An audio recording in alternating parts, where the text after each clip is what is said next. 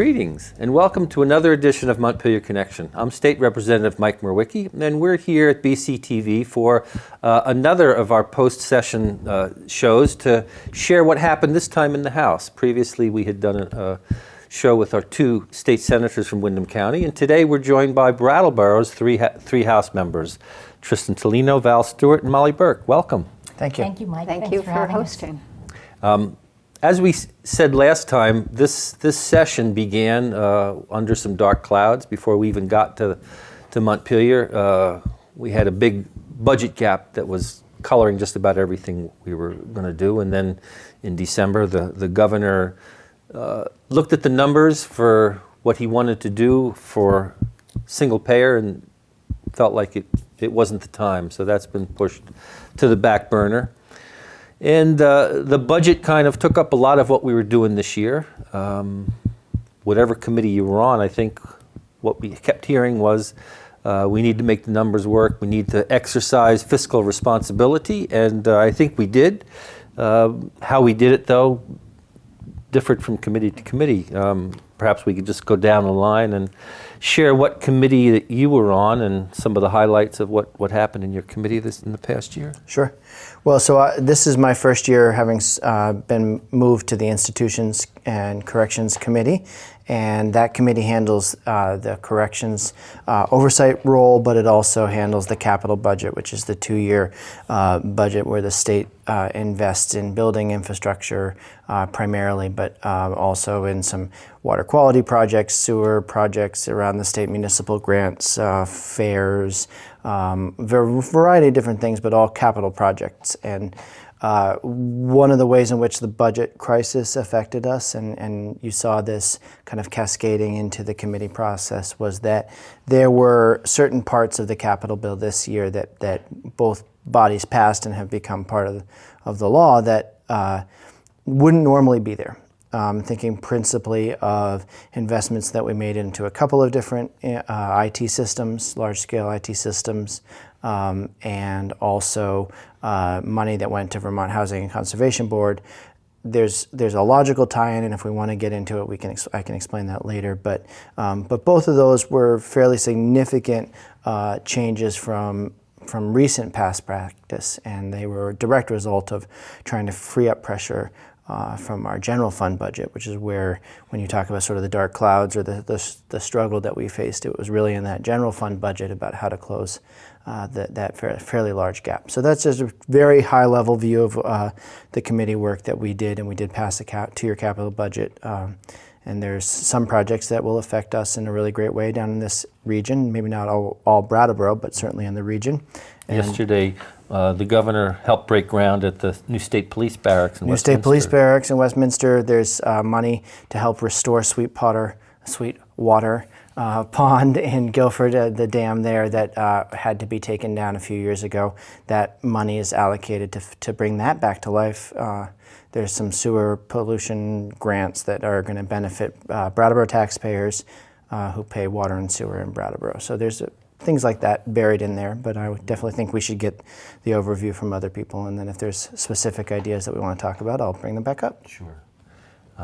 Val, this year you were on the Commerce Committee, right? Right. Yeah. So I, like Tristan, changed committees, and after 4 years of serving on the Education Committee, I served on the Commerce Committee, which I really enjoyed. And we focused on economic development.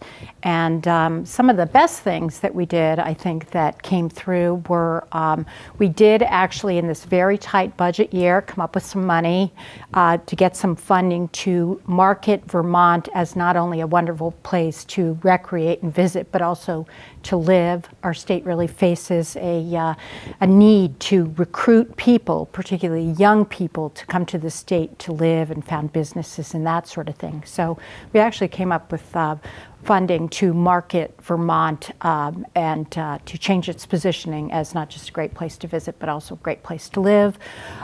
We also worked on our workforce development programs, and we did some fine-tuning of the Vermont Strong Scholarship Program, and that's a program that basically funds kids who want to basically get education in certain sectors, either for a 4-year or a 2-year degree in those sectors. But what we did is we changed the funding for basically certain occupations that we need to basically keep young people in the state to do.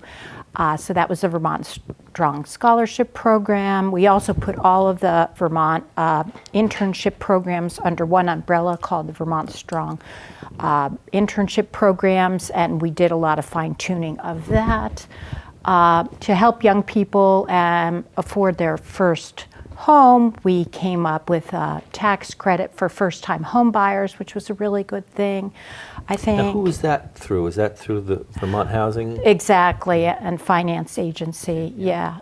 So it's a $5,000 tax credit. It's really just a start, but I think young people can use all the help they can get in terms of basically making it more affordable for them to purchase their first home. So that was a really good thing we did as well. We lifted the cloud tax. We repealed the cloud tax, which basically was seen as a disincentive by high-tech companies and others to do business in Vermont. So that was a really good thing. And then we did some consumer protection stuff, Mike, like we rent-to-own. We really protected the interests of lower-income folks, 75% of whom, when they go to a rent-to-own store, never end up owning the items. So we limited the amount that a seller could charge in terms of interest. And what about the educational piece of putting the costs much more prominent? Yeah, exactly. The costs are much more prominent now in larger type, up front. There are just a lot of safeguards. People can actually leave the store with that agreement and have someone outside the store look at it and that sort of thing, cost compare. And yeah, so the education piece is really good. And we also came up with a Vermont Financial Commission. Speaking of educating people, one of the things we're all finding is that the public is not terribly well educated about how to save money and that sort of thing. So this is financial literacy? Yeah, it's financial literacy, exactly. So basically, it's a way of this commission will determine and raise the money to get out the word and educate the public on how to save money and that sort of thing. So we did a lot of other things, but I, like Tristan, would be glad to come back to specifics. But now, did your committee work on the children's savings accounts?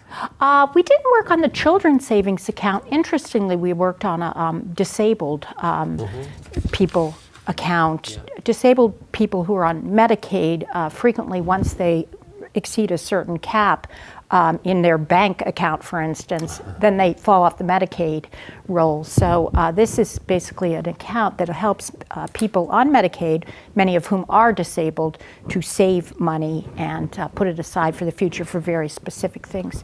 So we did that. And one other thing I just want to mention, VEGI. We did a lot to what does VEGI, that stand for? Vermont Economic Growth Incentive Program. And basically that's a program to of tax credits to help companies train and train employees to meet their specific needs, and also expand. I heard yesterday from the Secretary of Commerce that a company, we're in negotiations with a company here to actually, through the VEGI program, to help them expand and stay here and that sort of thing. So, but yeah, did a lot of good things. Thank you. Exciting year. Yeah. Thank you. Yeah. And Mollie? Transportation. Transportation. I've been on transportation for all 7 of my 7 years that I've served in legislature, and very happy to be there. We deal with, of course, all the infrastructure needs for the state. But I would say that the main thing that we're facing right now, we're talking about sort of clouds over things or funding shortages, and the main issue that we're facing, well, 2 things. One is that the federal gas tax has not been raised since 1993. So the Federal Highway Trust Fund is going to be insolvent by the end of July. And no legislator in Washington wants to raise the gas tax. And to me, I don't understand that, because it's a user fee. It's not really a tax, it's a fee. But those are the politics of Washington. so that can keeps getting kicked down the road. On the other hand, it's beneficial in some ways for Vermont to keep the formula we have because it's very generous to Vermont, and they come up with a long-term funding formula as opposed to a short-term extension, then Vermont might lose the amount of, percentage of federal money that we get right now. And I have to say that Jim Jeffords did an amazing amount of work for Vermont in terms of earmarks, which of course there are none anymore, but he really diverted a lot of money into Vermont Transportation Fund. And then the other thing is, so there's that issue, but it does create a lot of uncertainty. We don't know what's going to happen in July. We may have to borrow money from the treasurer in order to keep projects going. At this point, some states are actually canceling projects. So the economic impact of that is very bad. Then the other issue is that the gas tax that we have in Vermont, in addition to the federal tax, is not keeping up with our needs. And partly that's because people are driving less, which is a good thing, and people are driving more fuel-efficient cars. So it's not like we want to go out and encourage people to go out and buy SUVs and burn more gasoline. But in the transportation bill, there's going to be a study that the Agency of Transportation is going to do, which there was one done in 2012, and it'll build on this to look at other funding sources. So maybe it's vehicle miles traveled, which there's a pilot project right now in Oregon. And then maybe it's a carbon pollution tax, who knows? But we need to really be thinking about that. So those are the challenges that we're facing. And however, in the midst of challenges, we have managed to make great progress on our roads and bridges in terms of the percentage of structurally deficient bridges and the overall paving in the state. And I really have to give a lot of credit to our Transportation Secretary, Sue Minter, who's an outstanding leader, a visionary leader, and has just managed to create a great climate in the agency of working together. People are working together in more efficient ways like never before. And she's also very tuned into the whole issue of resilience. How do we, as we are doing all this work, how do we build in resilience for future flooding events?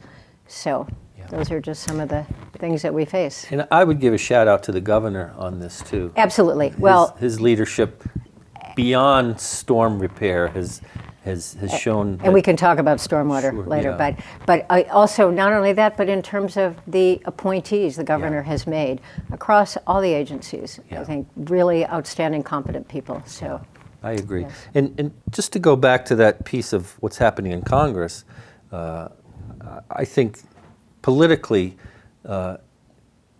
it's I believe somewhat of a plan by some people in Congress to try and make government look bad. This is the influence of the Koch brothers, ALEC, that right-wing legislative advocacy body. I think those are their plans to really throw a spanner in the works of government. And also to privatize. And to privatize, and in essence to turn government functions over to non-elected people. And I think it's a bad direction. There's growing evidence that ALEC and the Koch brothers' influence is trying to get into Vermont, and I think it's up to us to raise the awareness of that. And I don't think Vermonters want that kind of politics here in Vermont. And we need to be aware and speak of that, because I think we do a good job in Vermont. Government works pretty well. It's responsive. The response after Tropical Storm Irene is an indicator, and those kind of shut down government policies I don't think are going to work here in Vermont, and I think we need to be vigilant that they don't take root. And I know that it was in the news recently how ALEC is trying to get more people signed up in Vermont, and the Koch brothers dumped $250,000 into Vermont last election, so I think we need to be vigilant about that. Yeah.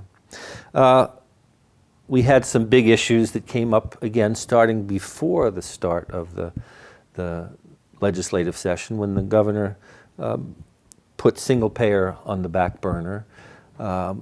Any thoughts on that? The realities, the financial realities, looking ahead, what we can do. I should add one of the things that we have done well, and I give the governor credit again, our uninsured rate is down below 4% now. It's right around where our unemployment rate is, which are good numbers. And I think a lot of us were in this because we want to make sure everybody's covered. And we're getting close to that end. I still believe a Medicare for all system would work well, where you get a basic benefit package, and then if you want something higher, you can always pay extra for that, the way people in Medicaid do. Any thoughts on? I'll start and we can go around. Sure. Yeah, I think a couple things. I think it was too bad that we didn't have a chance to air out the challenges of the governor's financing plan through the legislative process. It wasn't. I certainly understand, based on what I've seen, of why he made the decision he did on the finances, but I think it would have served Vermonters well to have had that happen in our legislative process. I think what all of us understand and know and value about the Vermont House in particular, and the Senate too, I don't mean to diss the Senate, but the Vermont House in particular, is that we're really good at doing work that engages ordinary Vermonters and giving, participating in the process and being transparent about what's happening and opening that up to people. And I really feel that it would have helped many people who'd worked very hard for a long time to try to get to the point of getting single payer implemented, to be able to see and understand what was happening. Then also that would have made it really clear the work that we are continuing to do to focus on universality and affordability. And then the third piece that I think the Green Mountain Care Board is continuing to work on, and we improved their ability to do so, which is to work towards payment reform as well. I think what do they call it? The waiver, the all-payer waiver, which doesn't describe anything at all about what it is, but it's a new way to focus on outcomes and not just on care, very expensive care after people are already sick. So we are working in three really important areas of universality, affordability, and then also on payment reform that's focused on outcomes. And I think Vermonters, if they understood how much work is still going on and pointing in the right direction, they would be thrilled with that. And so that's the good news, and I just wish that we had had a chance to somehow find a way to do that and let go of single payer in a more public way, that we could have had more participation. Yeah. Val? Yeah, I think that's a good point. It would have been good to learn what was making it unfeasible instead of just hearing that the cost was too high. So I think, as legislators, the legislature made the best of a bad situation, and I'm really pleased that we funded, with the money we had, things like the Vermont Blueprint for Health, which basically does reward outcome-based medicine And addresses chronic care. and addresses chronic care. So I think, that's a great way to continue to move in the future. And I'm also glad that we increased our reimbursement of doctors in terms of for Medicaid and that sort of thing, so that the people on Medicaid can get better care. Yeah. Mollie? Thoughts? Yeah, I agree with everything that's been said. I think that the greater transparency really would have helped and lessened a lot of the anger that a lot of the advocates felt. The other thing I think I wanted to say is that the other unfortunate thing is the Vermont Health Connect issue, and how really disastrous that's been, and how that has sort of colored the way that people think about healthcare reform. And it sort of boggles my mind a little bit, not really understanding how things can be so difficult and challenging. I've tried to help some constituents through issues that just seemed incomprehensible to me. And so I really, I hope that people won't feel that we have to throw out the baby with the bathwater. And if we can get that under control, that we really can move towards meaningful healthcare reform in ways that maybe, I felt really so positive that we were going to be able to do this. I think all of us did. We are going to have single payer in Vermont. And that's one of the things that the governor is very good at, creating a vision and a sense of inspiration. And we need that. We don't need people who are going to say, no, we just can't do that. So with no alternative. Yeah, so now we're sort of retrenching a little bit and coming back, but I do believe that there's a lot of commitment to move forward and to make this piece by piece, and hopefully there'll be a climate in this country at some point in the future that will support that, and we'll see what the Supreme Court does. Yeah, with that's a good point. The Affordable Care Act. With ACA, yeah. I think this is another case where the budget colored the thinking of everybody because it was going to take a huge infusion of money. Right. It wasn't there this year. And impact employers. And impact employers.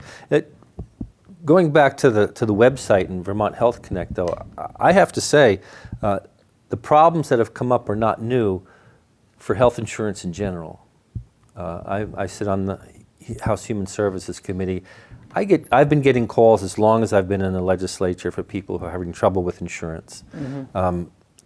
Personally, I get my insurance through Vermont Health Connect. I haven't had any problems with the websites or with payments. And it's true, we're only going to hear the bad stories. We only hear the bad But stories. have you had a change of circumstance? Yeah. Well, the fact is thousands and thousands of people have had good experiences and are now insured, which is Right. why our uninsured rate is down under 4%. Right. We hear the worst stories, they come to us, but those worst stories were happening when it was just Blue Cross, Right. Cigna, MVP.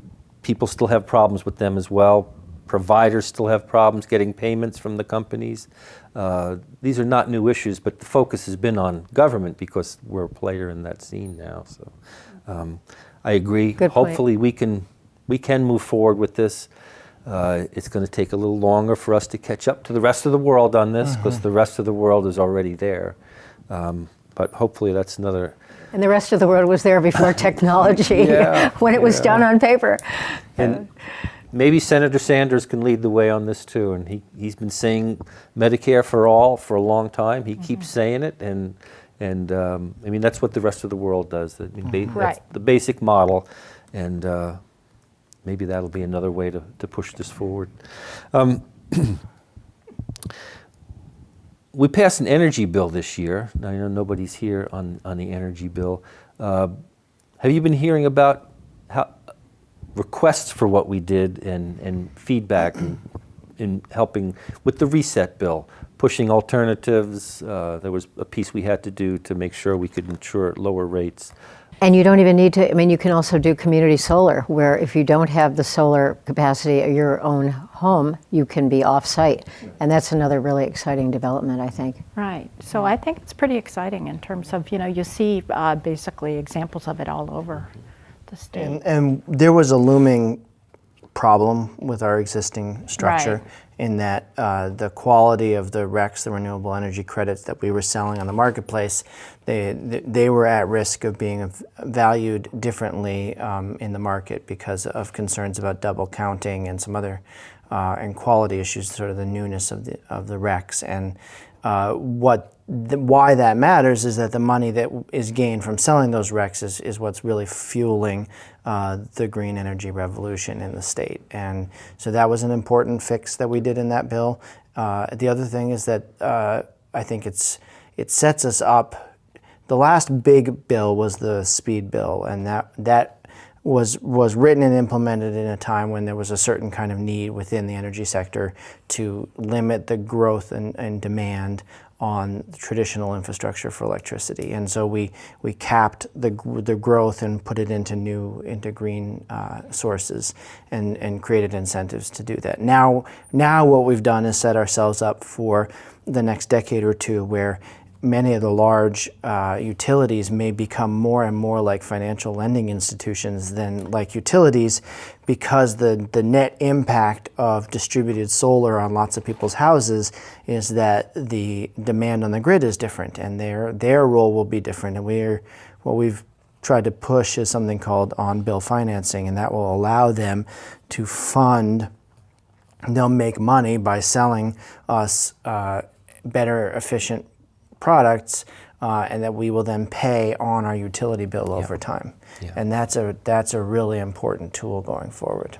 And I know I've looked into it, and what I think what you're talking about is where you can get a state-of-the-art water heater or cooling unit, the heat pumps, and Green Mountain Power will finance that, and you pay it off on your monthly electric bill. Is that how it works? That's right. Yep, that's the on-bill financing, and that's a key tool going into the next generation of evolution of the green energy economy. Yeah, and all this diminishes our carbon footprint, and I think holds Vermont in good stead.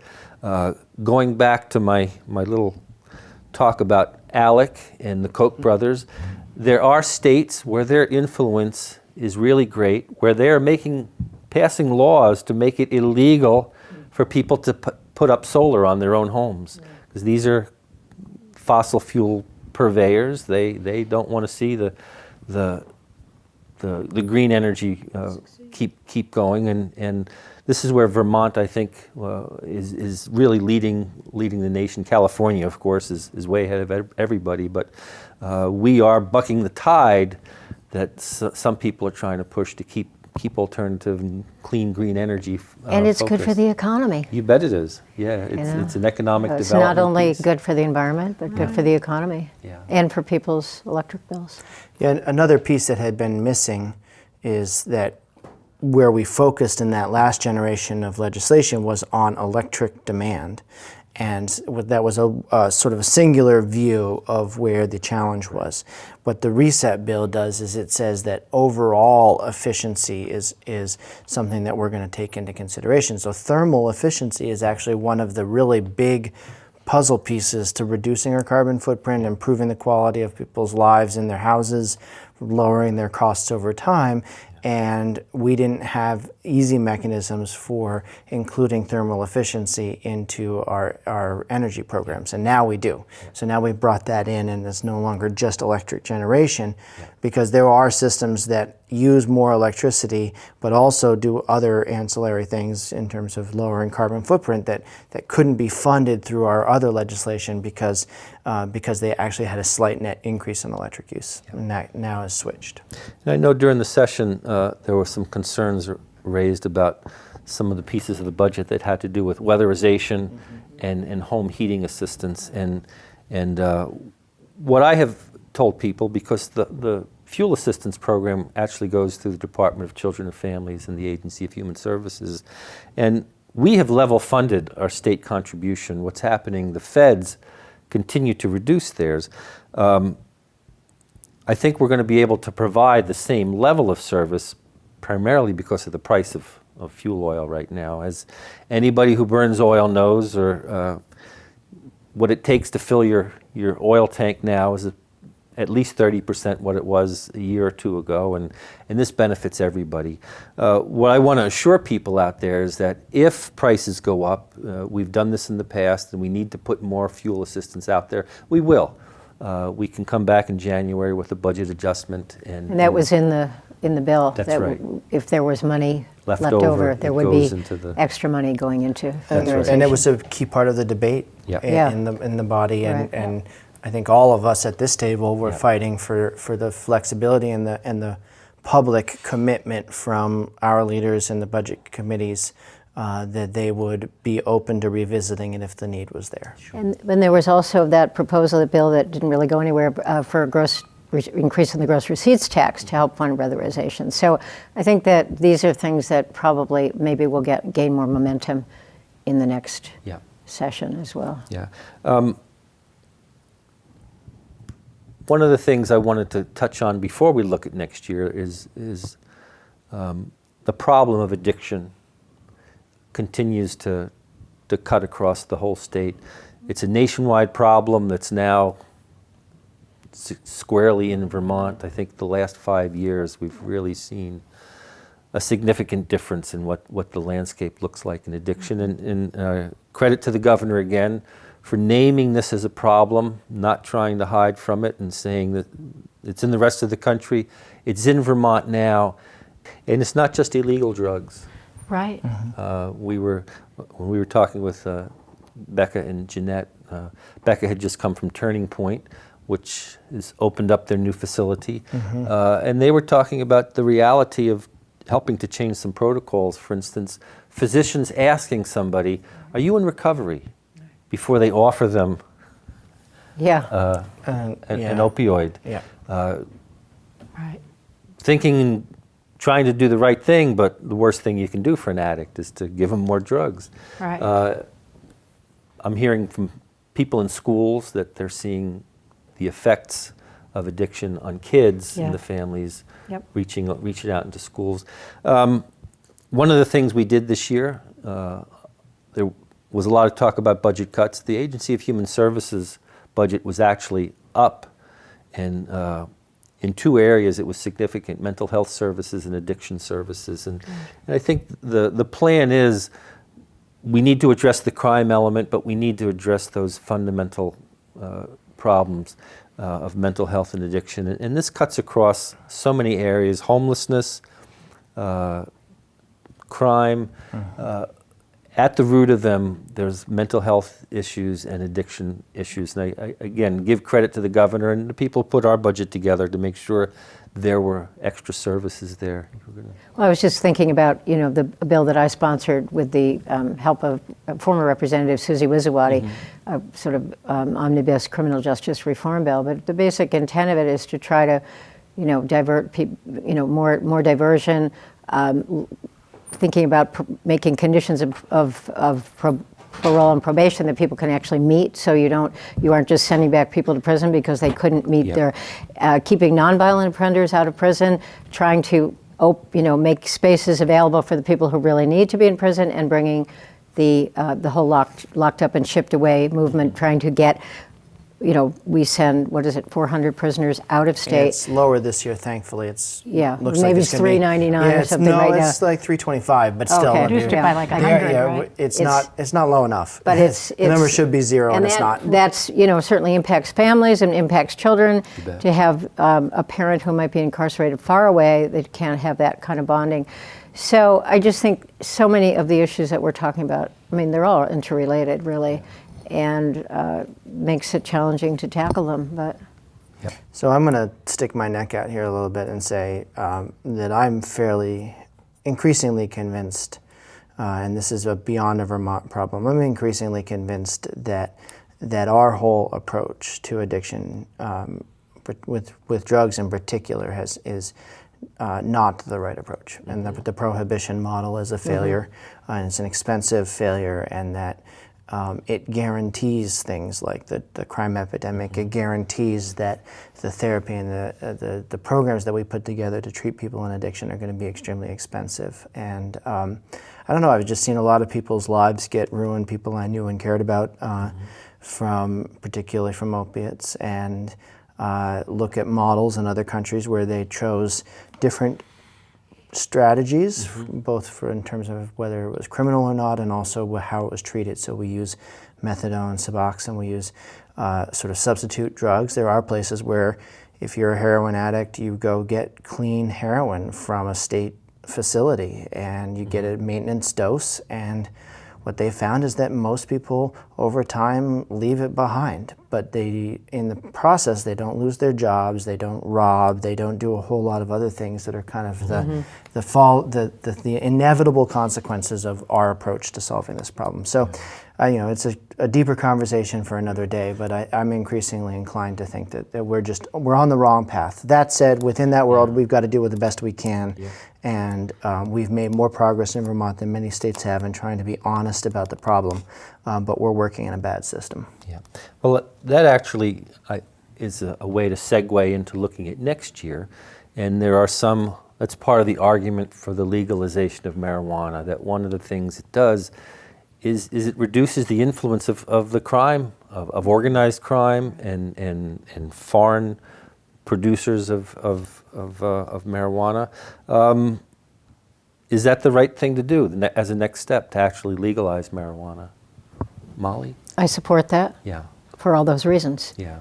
I think that we have legal alcohol, and there are certainly issues and ways that it needs to be regulated. And I know that a lot of people, I think, in the youth, people who work with youth, are concerned that it sends the wrong message. But I think that there are ways to handle that, and to talk about responsible use, to talk about legal use, and I think it's something that is long overdue. And government should oversee this? Yes. Or, yeah. Val?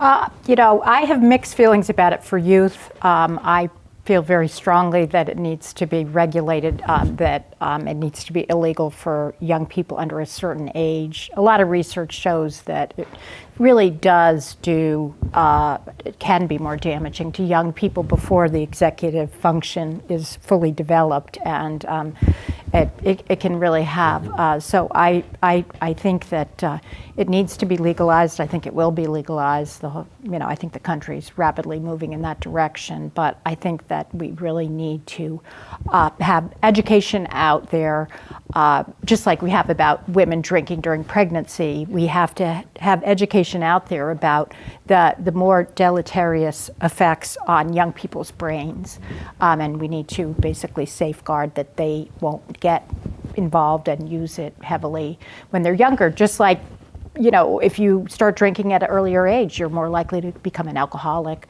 If you start smoking pot at an earlier age, if you have a certain proclivity to develop schizophrenia and other terrible, it makes it more likely. So that would be my caveat. Just make sure at 25 or older, or whatever the age is.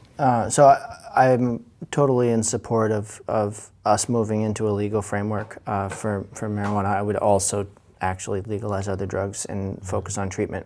But certainly marijuana, I think we can do a Vermont scale approach, and I would like to see us avoid some of the big business and some of the problems of edibles and concentrations that are happening in the other states where it's legal. I agree with the concern about youth, but I will say that if you gave my 13-year-old $100, my 16-year-old $100, and me $100, they'd come back with weed before I would, and that's in an illegal environment. So it's prevalent in their world if they want it, and that's in our existing world right now.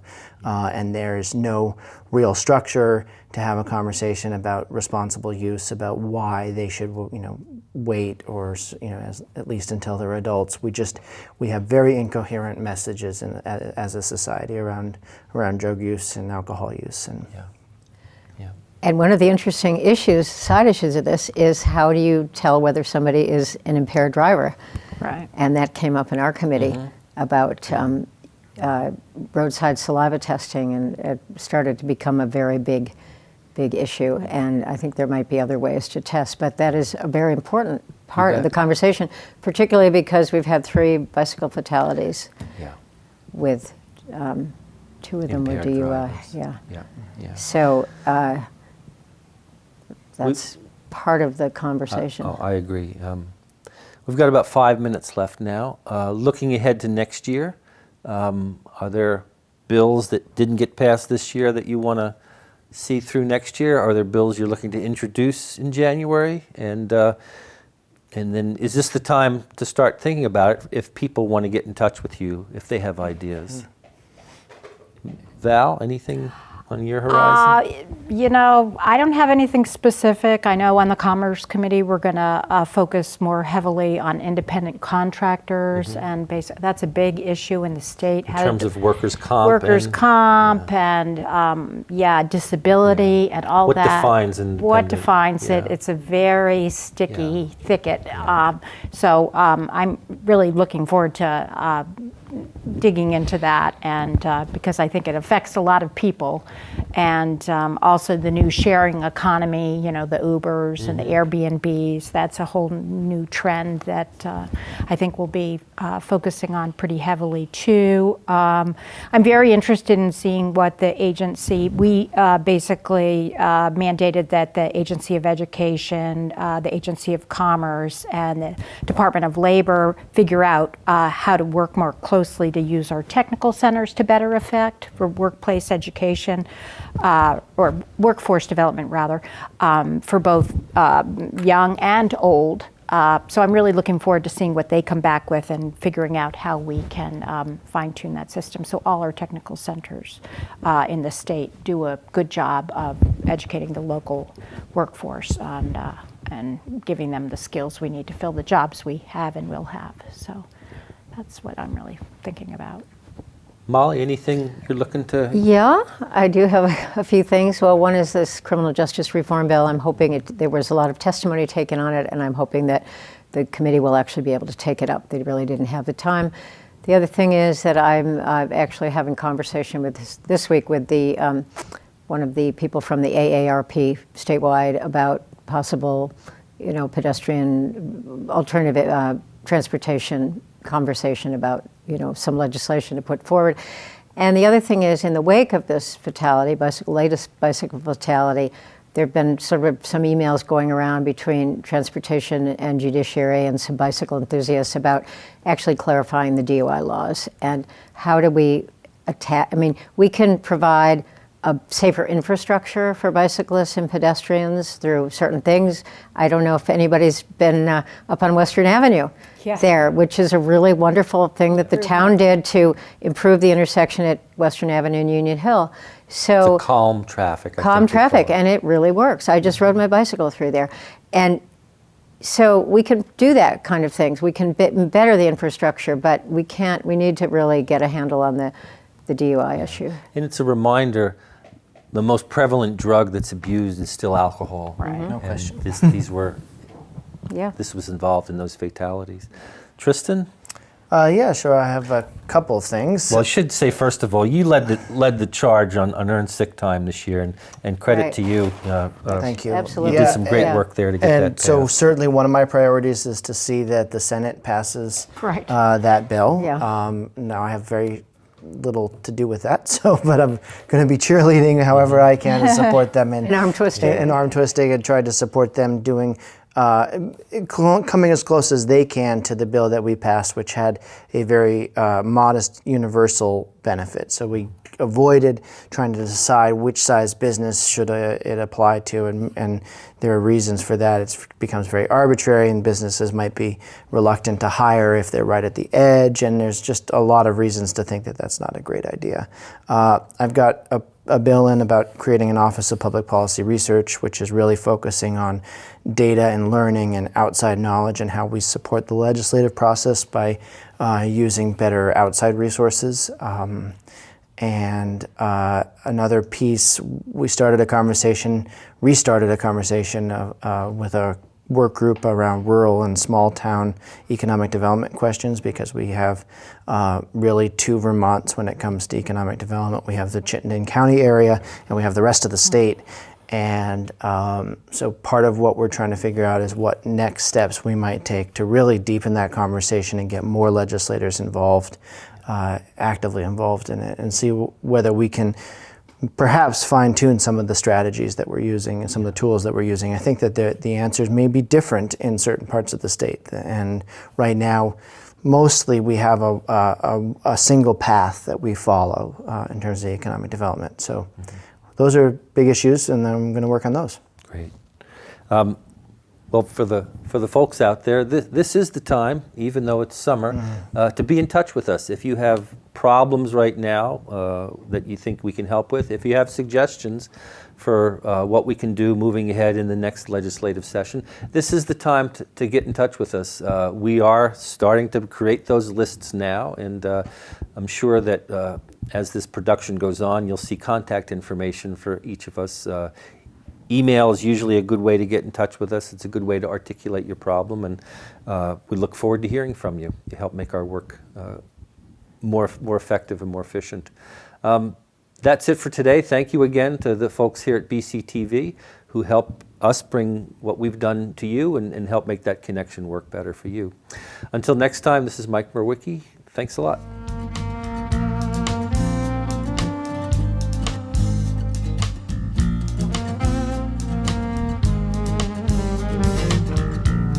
La la la la la la la la la la la la la.